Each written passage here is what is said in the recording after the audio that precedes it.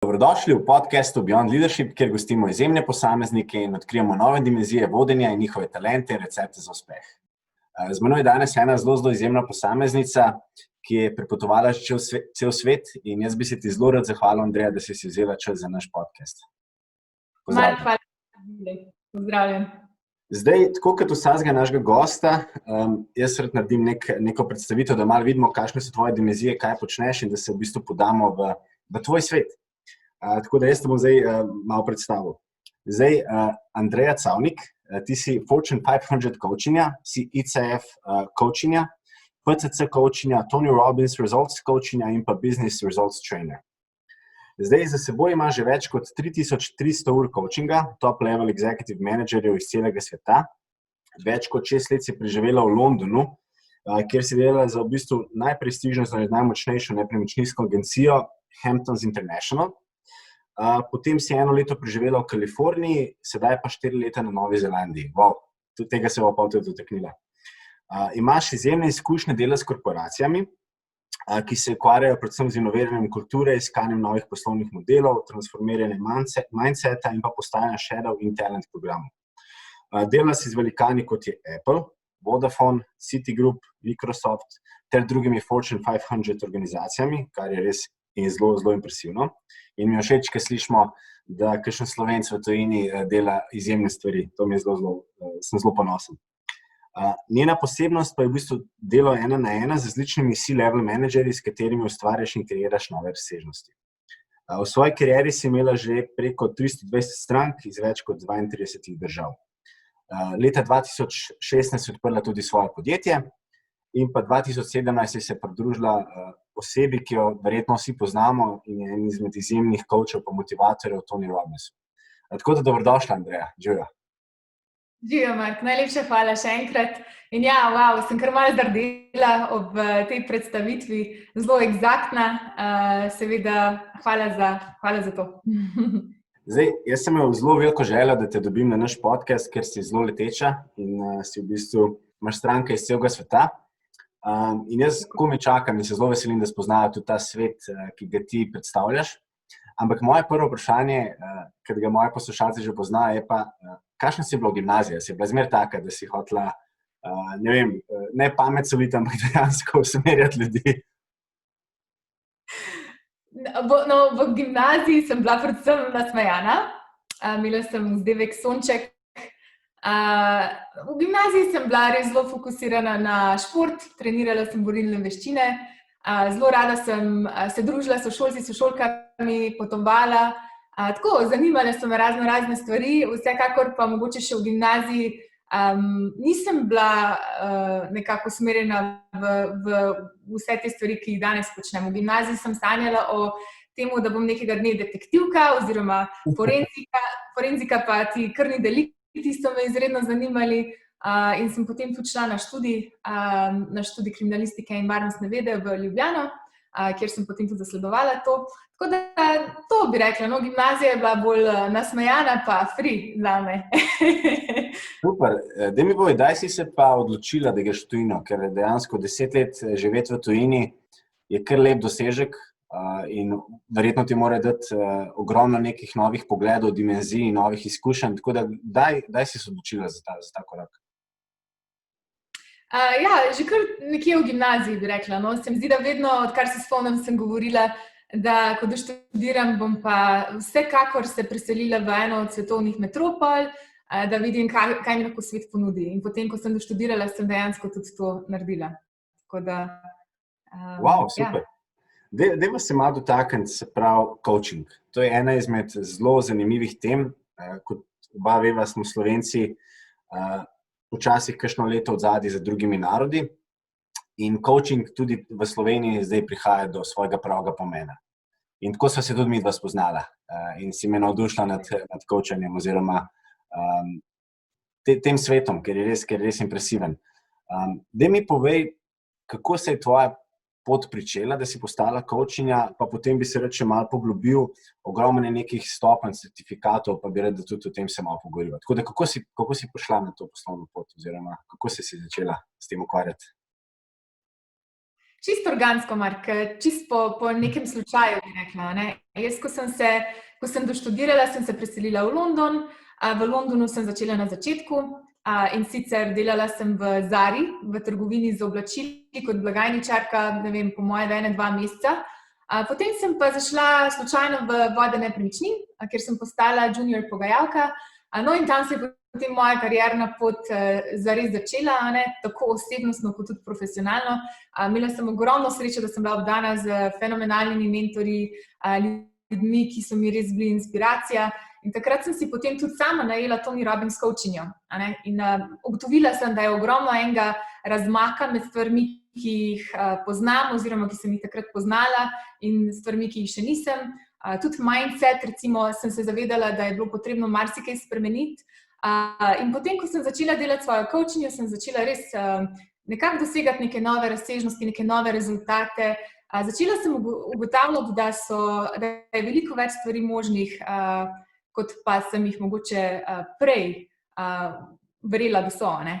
Tako da potem se je pa moja pot razvijala, karierno sem začela dosegati določene rezultate, ki so bili opaženi strani vodilnih, in potem sem nekako z tega vidika čisto organsko začela s coachingom svojih sodelavcev, sodelavk. Predtem sem se seveda že navdušila nad coachingom, ker sem ugotovila, da mi je dajalo ogromno osebnostne rasti, tako da, ko sem začela delati te certifikate, pa v bistvu te osnovne stopnje izobraževanja, kar se coachinga tiče, sem potem nekako se našla tisto iskrico, in sem potem čisto spontano začela pač coachati pa delati na temu.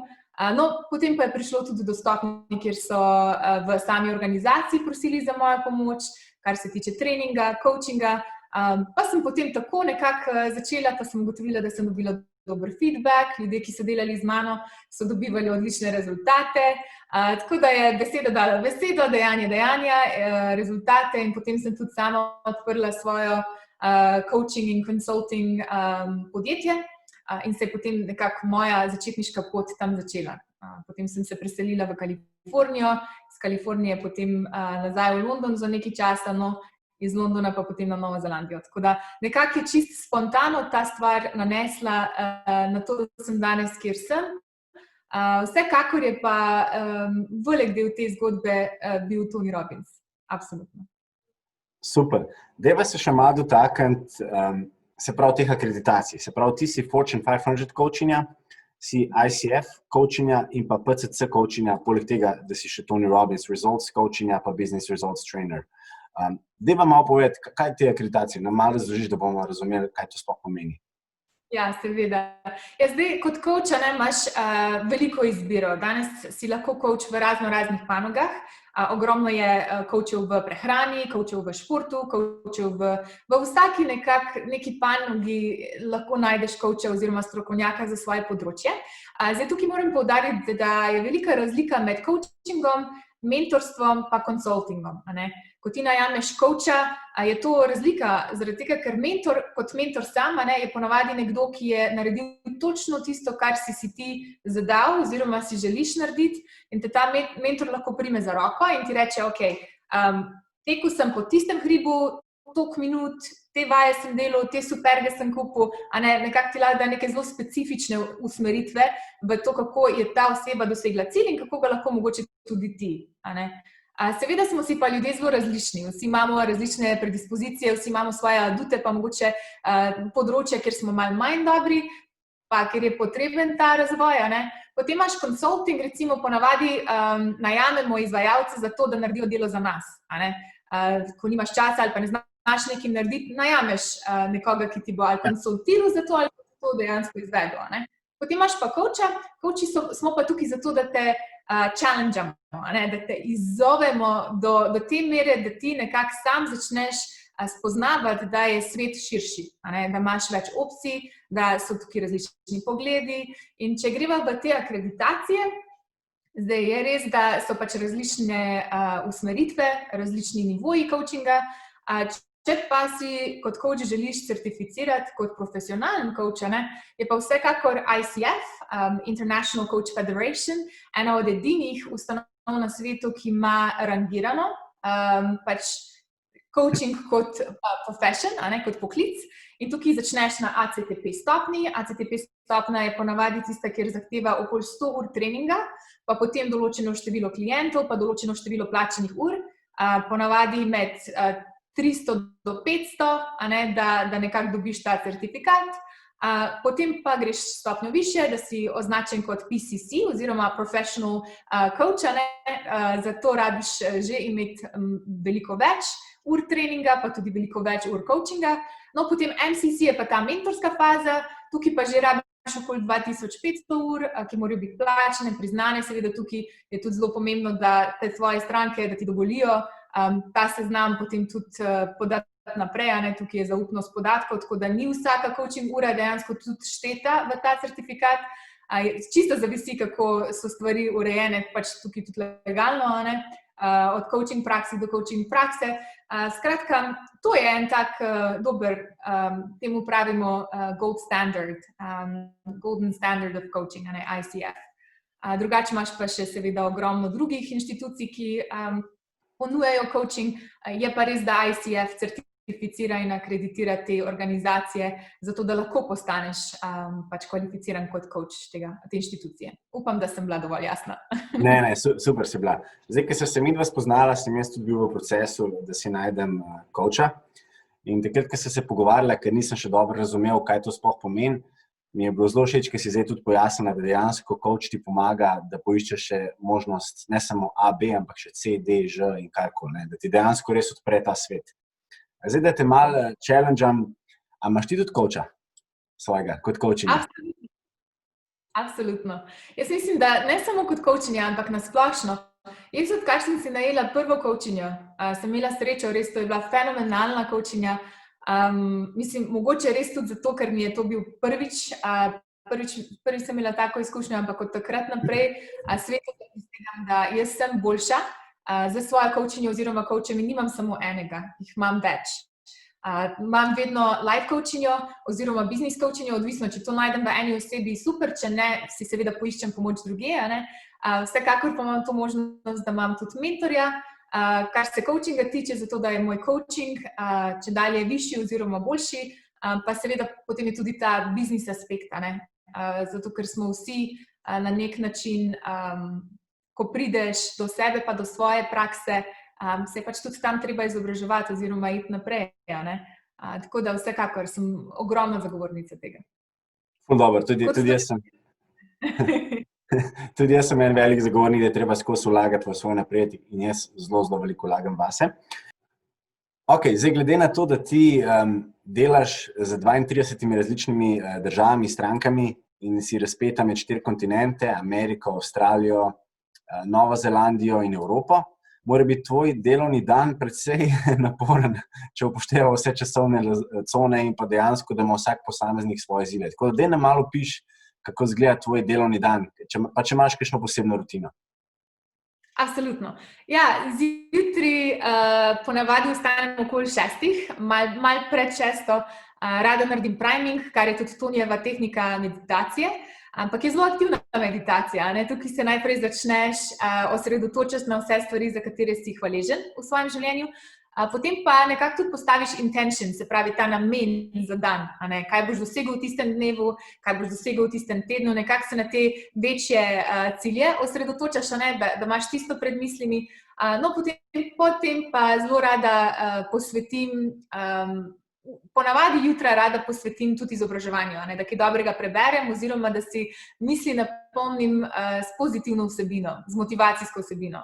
Se pravi, zjutraj se na vsak način izognem novic ali pa karkoli, kar bi mi lahko dajali, karkoli, kar ni pozitivnega, pa koristnega. Tako da z tega vidika, potem ko začnem dan, je ponavadi najprej za Avstralijo in Novo Zelandijo, zaradi časovnega pasu, Pa je pa čisto odvisno. Imam 1-na-1 coaching sessione, potem imam treninge z celotnimi ekipami, pa imam tudi masterminde, se pravi skupinski coaching podjetnikov. Tako da tukaj je tudi veliko priprave, pa potem tudi sama izvedba. Vsak dan je zelo raznolik in zelo zanimiv, tako da tukaj dela ne zmanjka, da si ga moram zavestno prekiniti pa vzeti pač čas zase, Vsekakor pa vsak dan poskušam zavestno nameniti tudi rekreaciji. Zdaj trenutno med tole situacijo, lockdowna, imam 3-krat na teden preko Zooma zjutraj personal trening, se pravi ta funkcionalni trening. Potem pa rada grem tudi na kakšen sprehod, pa sama naredim, pa malo potelovadim, malo poplešem, tako malo za dvig motivacije pa energije. Ampak to je nekako to, to so moje neke dobre navade, rutine, pa tako izgleda moj delovnik. Ker potem s Kanado, z Ameriko, z temi kontinenti se potem coaching začne oziroma trening začne v popoldanskih urah, včasih tudi večernih urah. Se pravi, predvsem, ko sem tukaj v Sloveniji, sem dosti fleksibilna s temi časovnimi pasovi, ker je čisto odvisno od pogodb, pa od tega, kaj smo se dogovorili na Novi Zelandiji, ker pač živim med Novo Zelandijo in Slovenijo. In tukaj je dosti zanimivo, mi ni dolg čas. Daj mi povej, vem, da coaching je zelo personal, se pravi zelo osebne narave in je ogromen nekega zaupanja in vem, da ne moreš deliti direktnih primerov. Me pa vseeno zanima, ko delaš ti z podjetji in pa ekipami in pa CEO-ti oziroma C-level menedžerji iz podjetij, kot so Microsoft, Apple, Citigroup in mnogi drugi, kaj so kakšni taki izzivi, s katerimi se oni soočajo? A se oni soočajo z istimi izzivi kot mi, ali da nam malo pojasni, kakšne izzive imajo te velike korporacije? Ja, zelo dobro vprašanje, hvala za to. Ja, tako je. Jaz mislim, da vsi smo krvavi pod kožo, To je nasplošno enako vsem ljudem na tem svetu, ne samo ljudem, ampak ja, vsekakor imamo ljudje tukaj v Sloveniji, pa lideri tukaj v Sloveniji najbrž zelo podobne težave, kot pa nekdo v Avstraliji, pa nekdo v Aziji ali pa kjerkoli drugje. Mislim, da v principu se ogromno vodi, še posebej na našem času, zelo fokusira na to emocionalno inteligenco. To, da znajo ne samo voditi, ampak da znajo vplivati, influencati. Se pravi, ta influential aspekt vodenja je tukaj zelo pomemben. Ta konstruktivna komunikacija, dajanje konstruktivnega feedbacka, neka podpora, spodbuda, mentoriranje, coaching svojih zaposlenih. To, recimo, da ti ustvarjaš ne nekih sledilcev, ampak ljudi, ki so samostojni, ljudi, ki hočejo biti tam, ki hočejo nekaj narediti v dobrobit firme, ki čutijo nek ownership oziroma neko to poslanstvo za to, da delajo delo, ki je dobro upravljeno. Tako da jaz mislim, da tukaj na splošno, kar se coachinga tiče 1-na-1, je zelo ogromno tudi potem ukvarjanja z egom, vsekakor, zelo dobri vodje, tisti, ki ponavadi imajo zelo visok ta decisive aspekt, se zavedajo, da včasih znajo biti premočni, pa je res ogromno čudovitih vodij, ki potem to znajo zelo lepo zbalansirati in pravzaprav je to potem superpower, ne pa kontra. Tako da take situacije se mi zdi, da so dosti pogoste. Ful dobro, zdaj omenila si ego in jaz priznam, da sem imel tudi v mlajših časih precej izzivov s svojim egom, pa še zdaj včasih se najde kakšen dan. Ampak me pa zelo zanima, kakšen je občutek, ko prideš ti v podjetje, kot je Apple, ki je trenutno prvo, ki je doseglo market cap $2 trilijona, kar je noro. Kakšen je občutek, ko rečeš, wow, jaz pa coacham ali pa imam osebo ali pa osebe, ki so top na svetu. To mi opiška, to mora biti res izjemen občutek, da imaš enega tazga pred sabo, ki je dejansko res trendsetter, ki ima ogromno moč pri svojih odločitvah. Ja, najprej bom rekla dve stvari, ker si rekel, da tudi sam se še vedno spopadaš z egom. Mislim, da je to konstantna stvar, ki se nikoli ne neha. Ljudje se imamo vedno nekaj za naučiti, in iz vsake situacije, še posebej, če se izpostavljaš novim situacijam kot vodja vsak dan, je tukaj pač je to neizogibno, vsekakor. Tako da z vidika pa ne samo z ljudmi, s katerimi delam, ampak tudi s podjetji, z temi večjimi korporacijami, s posamezniki, vsak je po svoje izjemen. In se mi zdi, da ena stvar, ki jo ima ogromno teh posameznikov skupno, je dostikrat izredna skromnost. To so ljudje, ki se zavedajo, da niso otok.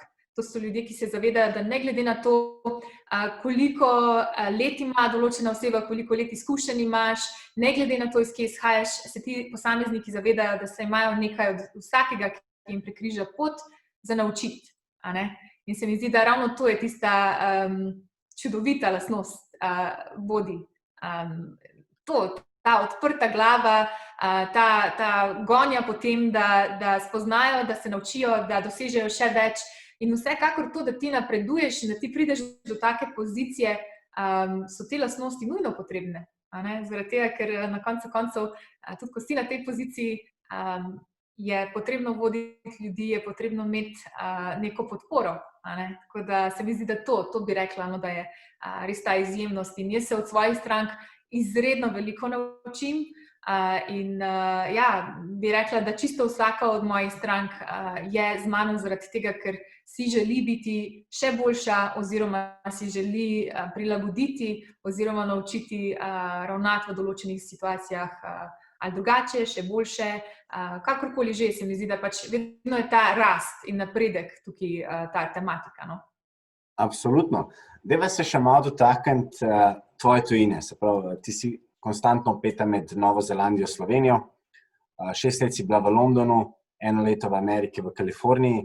Tako da, koliko se tebi zdi danes, jaz veliko se pogovarjam z različnimi vodji, predsedniki uprav, direktorji, tudi mlajšimi podjetniki. In se mi zdi, ena izmed ključnih stvari tudi ta globalni mindset, da greš v tujino, da spoznaš drugo okolje. Koliko je tebi ta tujina prinesla? Ker 10 let v tujini, jaz sem bil 4 leta v Ameriki, ampak ti si bila pa še v bistvu še več. Koliko je to pomembno za enega podjetnika oziroma za enega, ki bi rad naredil neko močno kariero? Jaz mislim, da je izrednega pomena. Ni nujno, je pa izrednega pomena. Zato, ker se v bistvu ti tudi, če ostaneš v Sloveniji, lahko ravno tako napreduješ, se ravno tako razvijaš. Meni se zdi, da kar mi je tujina dala, je neke ponižnosti, pa neke skromnosti od tega, kako velik je ta svet in kak neverjeten potencial nosimo čisto vsi narodi na tem svetu.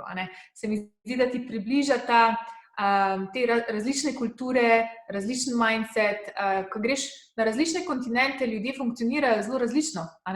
Imajo svoje načela, imajo svoje vrednote, imajo svoje pravila in v bistvu ti na tak način pač tujina res lahko odpre en tak zelo lep pogled, da če si človek do človeka, pa če imaš neko osnovno spoštovanje, pa da imaš neke osnove bontona, osnove olike, osnove človečnosti, se mi zdi, da lahko izredno daleč prideš. Medtem ko če si nekako zaprt med tistimi 4 stenami, pa ne vidiš, kaj se dogaja po svetu, pa nikoli ne padeš, pa se ne udrgneš, pa ne pojočeš, pa se mi zdi, da je potem percepcija sveta malo drugačna.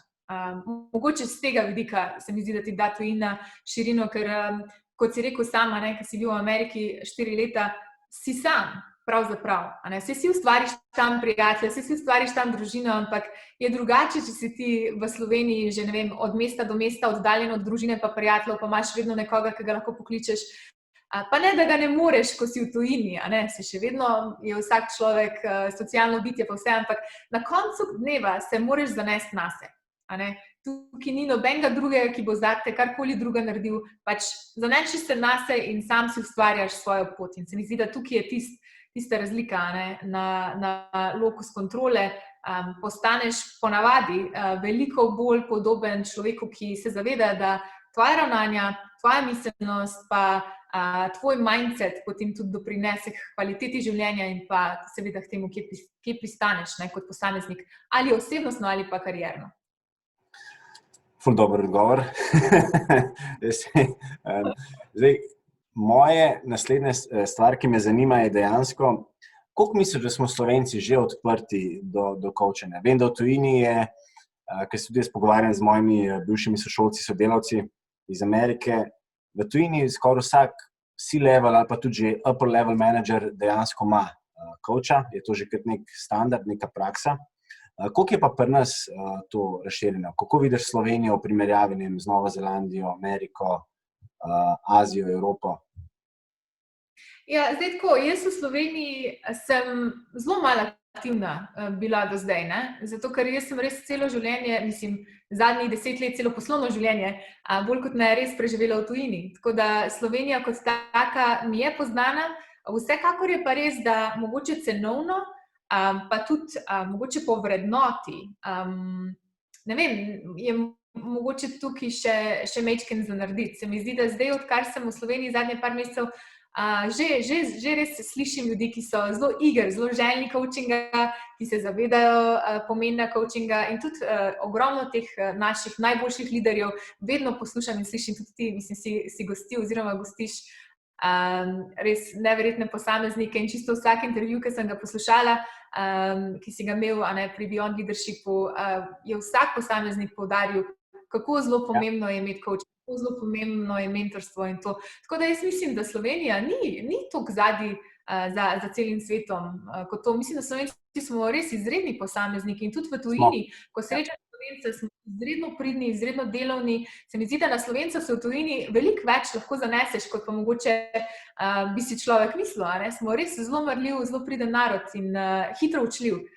Se mi zdi, da imamo ogromno za pokazati. Tako da z tega vidika, ne vem, mogoče da coaching kot sam še ni tako razširjen, ampak vsekakor mislim, da v naslednjem letu, 2, 3 bo najbrž temu drugače.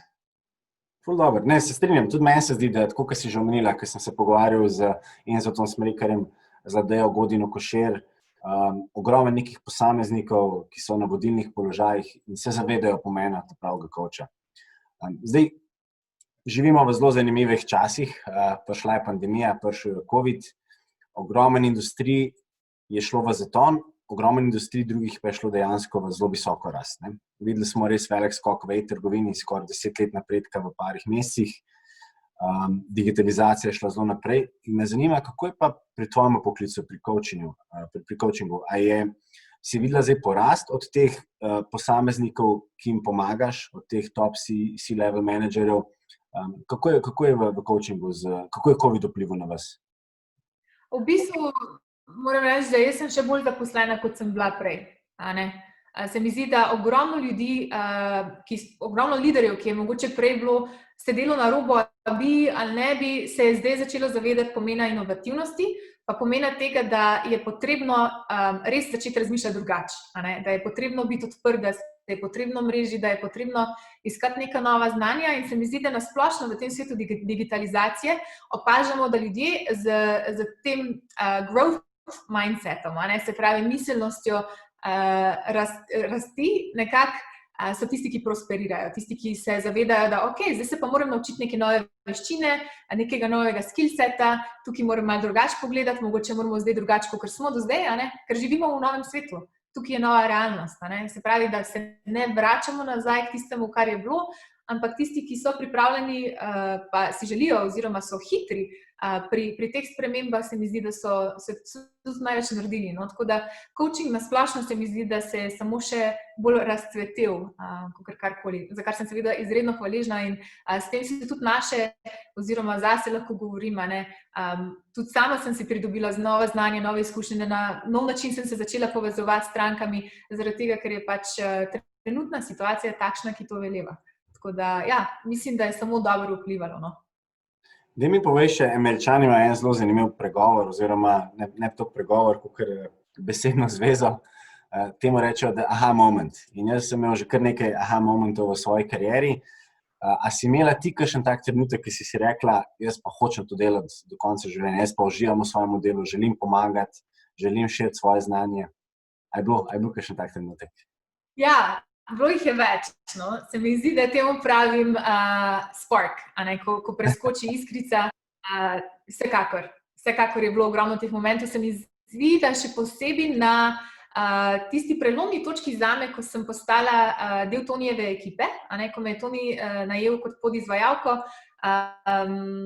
se mi zdi, da je ta iskrica še bolj preskočila, zato ker so se mi takrat pa zares odprla vrata v ogromne svetovno znane korporacije, v ta Fortune 500 svet. In tukaj je potem v bistvu tudi bilo od mene odvisno, kako bom jaz temu trendu sledila oziroma kaj bom iz tega naredila, kakor je pač pri vsaki poziciji, to tudi bistvenega pomena. Tako da, ja, mislim, da ko sama vidim oziroma slišim feedback svojih strank, pa ekip, pa v bistvu, ko vidiš potem neke otipljive rezultate, ko človek dejansko ne samo, da spremeni miselnost, spremeni pogled na svet, ampak tudi spremeni način življenja, spremeni nekak pomen, ki ga pripisuje določenim situacijam, ki bi prej bile tragične, so zdaj samo super stopničke na poti tega, kjer si jaz želim biti, oziroma kjer si človek kot sam zada priti. Jaz mislim, da en tak pregovor mi je tukaj zelo všeč, se ga vsi poznamo, ki pravi, vsak si želi sijati tako zelo močno kot diamant, ampak nihče si ne želi biti brušen tako dolgo.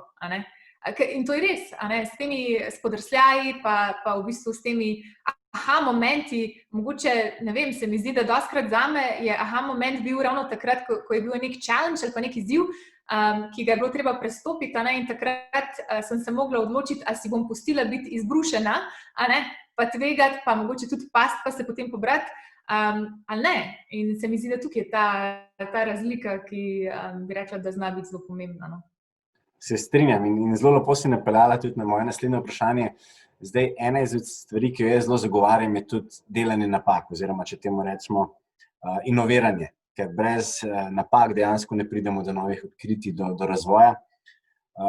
In danes v bistvu veliko govorimo tudi o talentih.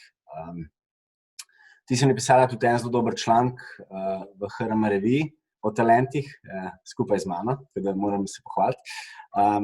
In me zanima tvoj pogled na talente. Dejansko v tem času smo podjetja ugotovila, da so res tisti naši posamezniki, ki imajo ogromno talentov, da jih potrebno v njih vlagati.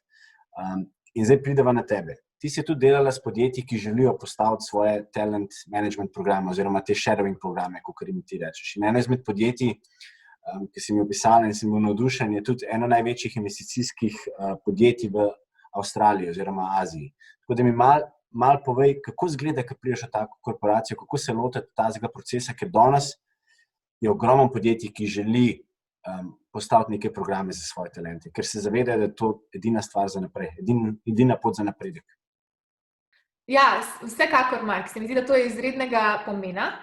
Zdaj tukaj v konceptu shadowinga in pripravi programov. Zdaj, shadowing program je ponavadi program, ki temelji na temu, da si nek board direktorjev naredi plan B. Recimo v mojem primeru smo imeli 8 direktorjev, ki so bili izredno izjemni v tem, kar so počeli vsak dan. Znali so zelo hitro prepoznati, kaj je dober deal, kaj ni, znali so se pogajati. Mislim, tu so bili ljudje res iz različnih strok, ampak kaj se zgodi, recimo, če ti eden od teh izjemnih posameznikov, ki je ključnega pomena za mojo organizacijo, pa reče jutri, jaz si pa zdaj želim nečesa novega, jaz pa rabim nov izziv. Potem mora podjetje imeti plan B. In ta plan B je pravzaprav v tem konceptu shadowinga. In zdaj v bistvu to so programi, ki se potem nastavijo tako, da se išče talente ali znotraj podjetja, ponavadi, ali pa tudi zunaj podjetja, tako da se potem začne ta pot oziroma krivulja izobraževanja in pa dejansko nekako nabiranja teh specifičnih znanj, ki so potrebne za to specifično vlogo in funkcijo posameznika. Zato pa potem tudi dostikrat vidiš te protižeje, ki nekako sledijo kot senca temu direktorju in se od njega učijo in potem to predstavlja tudi ogromen pomen v mentorstvu in coachingu in tako naprej. Tako da to so eni ti programi, ki so zelo pomembni in ki jim mogoče organizacije zaradi hitrosti napredka pa rasti včasih dajo premalo pomena. Zdaj, kar se pa talentov tiče, tukaj je pa spet zgodba zase, se mi zdi, kako najti ta pravi talent, da ga potem nekako znaš upeljati in uvesti v to zgodbo. Tukaj se mi zdi pa, da je bistvenega pomena iskati ljudi s pravo miselnostjo, s pravim mindsetom. Jaz tukaj ločim, tukaj je ena znanstvenica iz Stanforda, Carol Dweck je ime, je napisala izjemno knjigo o growth versus fixed mindset.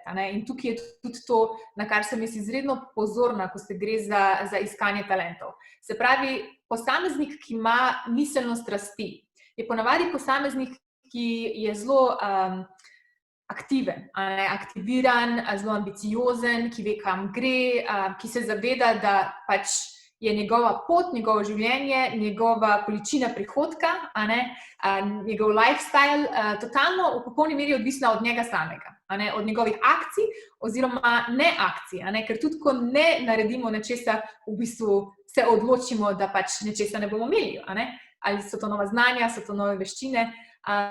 Se pravi, da v kontrastu pa imamo potem to miselnost fiksnosti oziroma stagniranja. Ljudje, ki si mislijo, ja, takšen pač sem, tako je, tako službo imam, tako življenje imam, nič ne morem spremeniti in to je to. In tukaj se mi zdi, da sta te dve poglavitni razliki, ko se išče talente, zaradi tega, ker sama sem mnenja, da če ti najdeš posameznika s pravo miselnostjo, pa drivom, da se hoče naučiti, da hoče spoznati nove stvari, da se vidi nekje v neki vlogi, bo ta posameznik najbrž pripravljen vlagati ne samo več ur, ampak tudi ogromno ene osebne motivacije bo imel za to, da se bo določenih stvari hitreje naučil, tudi če mu nikoli prej niso bile poznane. Tako da z tega vidika se mi zdi, da to je res ena taka istočnica, ki bi znala biti zelo pomembna pri talentih.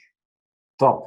Zdaj, ogromno se pogovarjamo, glede na to, da je to Beyond Leadership skupina, je kar nekaj tem posvečenih tudi vodenju, oziroma vodji prihodnosti.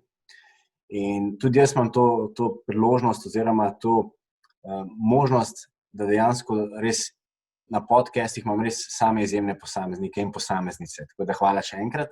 In me zanima, ti delaš z ljudmi, ki so res na zelo močnih položajih, v zelo močnih korporacijah, ki jih vsi poznamo, ki dejansko postavljajo neke trende. In me zanima, a opaziš, imajo te ljudje kakšne lastnosti, ki so si podobne?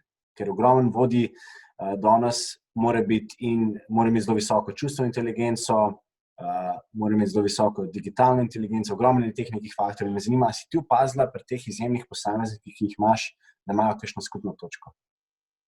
Sem. Kakšen skriven recept za uspeh?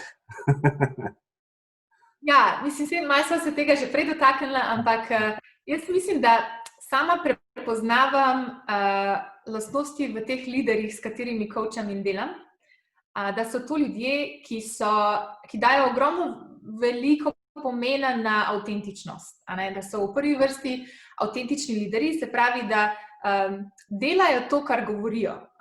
Ti ne moreš zahtevati od posameznika nečesa, česar sam ne delaš. Moraš biti točen v službi, sam pa zamudiš 2 uri. To bi mi nek vzgled. Po drugi strani so tudi to posamezniki, ki se mi zdi, da se zavedajo pomena, da prosijo za pomoč. In se mi zdi, da če ti človeka spoštuješ, če ti svojega sodelavca spoštuješ, mu pokažeš, da je vreden, da je koristen, da mu zaupaš, več ko mu zaupaš, več ko delegiraš, se mi zdi, da bolj se ta človek potem počuti vrednega in pomembnega. In potem kar naenkrat si obdan z liderji, si obdan z ljudmi, ki si želijo doseči in ki znajo dvignati težo in jo sami popeljati, tudi če ti ne zmoreš. Ker dejstvo je, da smo vsi ljudje in dostikrat ti liderji se zavedajo tudi tega pomena, ki se mu v angleščini reče vulnerability, se pravi ranljivosti, da nismo vsi za vse. In tudi ti liderji se zelo zavedajo, da se morajo obdati z ljudmi, ki so boljši od njih, z strokovnjaki na svojih področjih, zaradi tega, ker vsi ne moramo biti strokovnjaki za vse. Če hočeš biti najpametnejši v sobi, potem po vsej verjetnosti ne boš naredil veliko, zato ker veš, že veš, medtem ko če se pa obdaš z drugimi, ki so pa še boljši, še pametnejši v določenih zadevah, kot smo sami, potem pa je tukaj ena taka čudovita, rodovitna prst, ki potem samo raste. Tako da to so mogoče 3 stvari, ki jih imajo skupnega. Četrta je pa ta, se mi zdi, ena najpomembnejših, je pa predvsem, da liderji, s katerimi delam, ne ustvarjajo followershipa, se pravi, ne ustvarjajo sledilcev, ampak ustvarjajo liderje, kakor sem že prej omenila. Ker ti, če ustvarjaš sledilce, potem moraš konstantno tem ljudem govoriti, kaj morajo delati. Če pa ti ustvarjaš liderje, pa ljudje tudi takrat, ker tebe ni zraven, se pravi, brez tvoje prisotnosti, bo človek sam iniciativen, bo uporabil svoje možgane in bo rekel, ok, glede na preteklost oziroma glede na to, kar je potrebno narediti, se bomo pa znašli na drug način. Tako da se mi zdi, da to bi bile tiste nujne kvalitete, ki jih opažam, da imajo ti ljudje skupnega. Top, ful dober.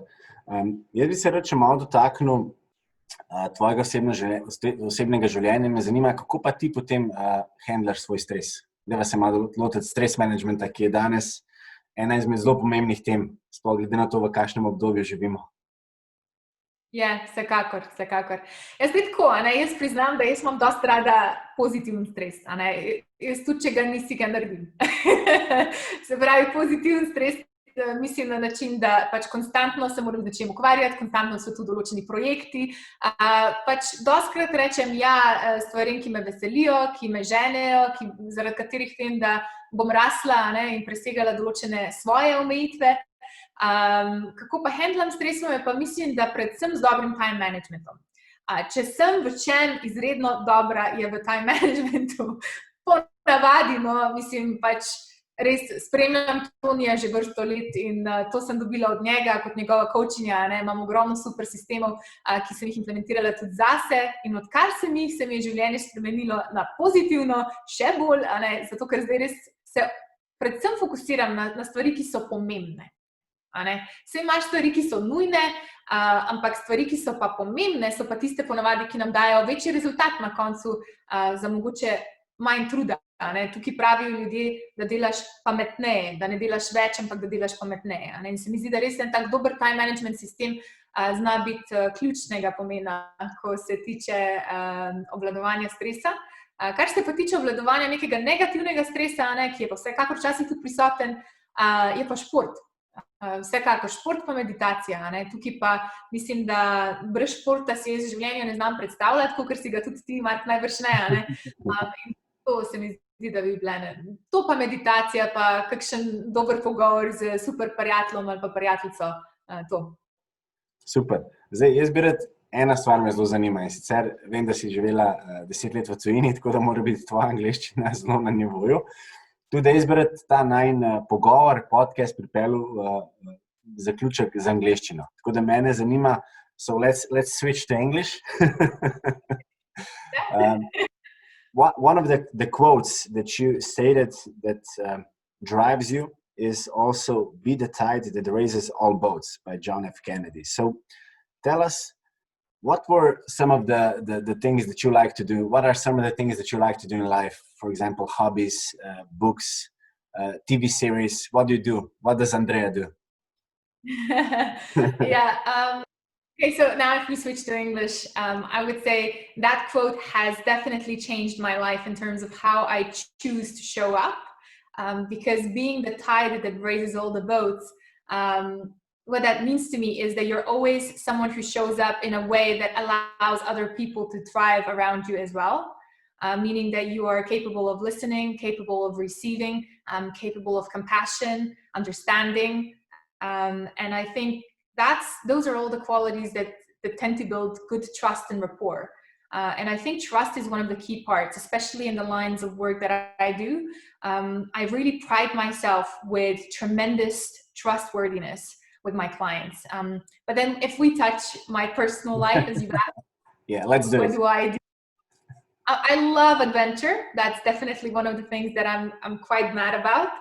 So whenever I have, or whenever I take spare time, I try to spend it in a way that lifts my spirits.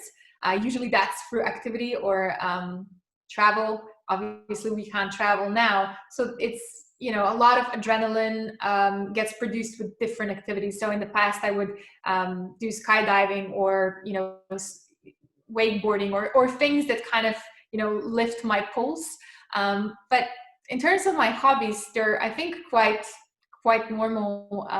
Here in Slovenia, I love to do sports, functional training, lifting weights, running. I love to dance. When I'm in New Zealand, obviously there's a lot of ocean around, being an island. So I love to scuba dive. I think that was one of the most amazing experiences that I've had when I did it for the very first time. Because it is a completely new world that opens up to you when you're minus 18 meters or minus 20. And I'm sure that the divers amongst us will know what I'm talking about. It's definitely I would also, I'm still learning how to surf. as well as I'm still learning how to snowboard. It's kind of a similar activity, but it's one that you need to practice to get good at. So, and then I also love to, self-educate. I love to read. I love to watch documentaries, and I love to spend the time with people I love and care about. So tell us, what are your recent, let's say, TV shows? Netflix has become one of the the main things in our lives during the pandemic. So, what are some of the TV shows that you follow? Well, I have to be honest that when the pandemic started, I actually have not switched on TV Okay. for months. But I have taken the time to watch The Queen's Gambit, all about chess and playing chess. That was phenomenal. And I also love watching series like The Crown, something to do with, historic events that are kind of made available to us in a different light for movie. So things like that. I did when I was younger, and I still do. I think Modern Family, Friends, and How I Met Your Mother are the three series that I will always love and laugh when I watch them. Yeah, that would be my answer. I have to agree with you completely. Who is one of your, let's say, not role models, but entrepreneurs that you follow and you admire? Okay, there's many. There's absolutely a lot of those, but I think the closest to me would definitely be my mentor, Tony Robbins. He just simply reinvents himself and has reinvented himself, even in the last 15 years since I've known him. And then there's Sarah Blakely, the owner of Spanx. She's done something amazing with her story and success. And then there are the usual ones, Richard Branson, Elon Musk, and all the rest. So we live in a world of extreme talent. I'm in awe every single time I hear stories about what these people have achieved. And obviously there are new ones coming up. Every day. Every day. Let's touch base about what's your favorite app? I know that this is a digital era. There's a lot of apps out there, I think around 9 million, if I'm not mistaken. So what are some of your favorite apps that you like to use? Definitely Audible by Amazon. I love listening to books. I find myself pressed for time, and it's because pressed might not be the right word, but I choose to do that. I really like to have a fast pace in my day because it keeps me energized, it keeps me going. I do more when I'm setting my day like that.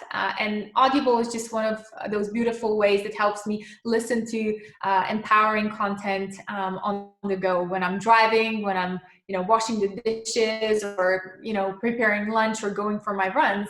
Audible and books on Audible are just pure magic for me. And recently I've started with Calm. This is an app that I've started listening to just before I wind down. It's a meditation / bed story app, and it helps me sleep like a baby. So those would be Awesome. My final question, and it's extremely important. I don't want to put any pressure, but extremely important. We have a lot of our listeners that are not only students, young entrepreneurs, but also extremely successful businessmen, board of directors, and CEOs. So what would be the 3 lessons learned or key takeaways that you would like to give our listeners? Okay, well, I would say Immanuel Kant. He is a German philosopher. He said that a formula for happiness consists out of 3 things, and those 3 would be having something to do, having someone to love, and having something to hope for, right? So I think that would kind of be the summarization of what I would leave you with, because having something to do, something you're passionate about, someone to love and be grateful for, and then also having those future visions and goals that you want to aspire for are probably the key takeaways for our mind to stay primed and driven.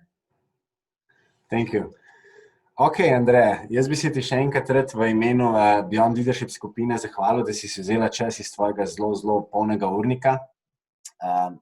Z nami še enkrat, dragi poslušalci, je bila Andreja Cavnik, Fortune 500 coachinga, ICF coachinga, PCC coachinga, Tony Robbins Results coachinga in pa Business Results trainer. Tako da, Andreja, najlepša hvala. Mark, hvala tudi tebi, lepe praznike vsem skupaj in še enkrat bilo mi je v čast. Hvala. Hvala.